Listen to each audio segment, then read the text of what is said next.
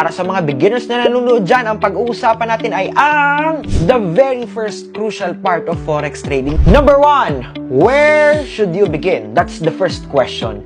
If you want to be a Forex trader, you should begin in education. Okay? Pangalawa, Coach, bakit hindi ako pwedeng mag-trade right away?